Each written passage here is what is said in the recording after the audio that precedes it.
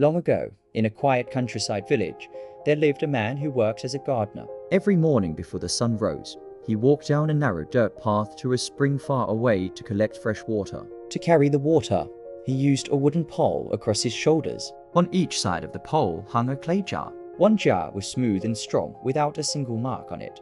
The other jar, however, had a thin line running down its side, a crack that slowly let water drip out. Each day, the gardener filled both jars to the top, but by the time he reached home, the cracked jar was half empty. The perfect jar noticed this and began to feel very proud of itself. One morning, it spoke to the other jar. "Look at you. You cannot even do the job you were made for.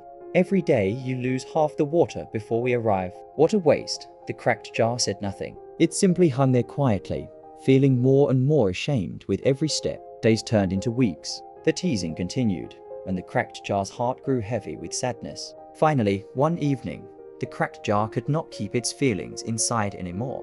In a soft, trembling voice it spoke. "I need to tell you something. I feel ashamed. I am damaged because of my crack.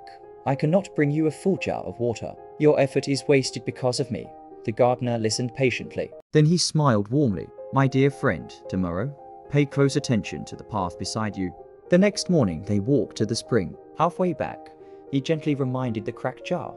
"Look beside you." The jar looked down. Along the edge of the road were rows of beautiful, colorful flowers. They danced lightly in the breeze under the morning sun. The cracked jar was amazed by the beauty.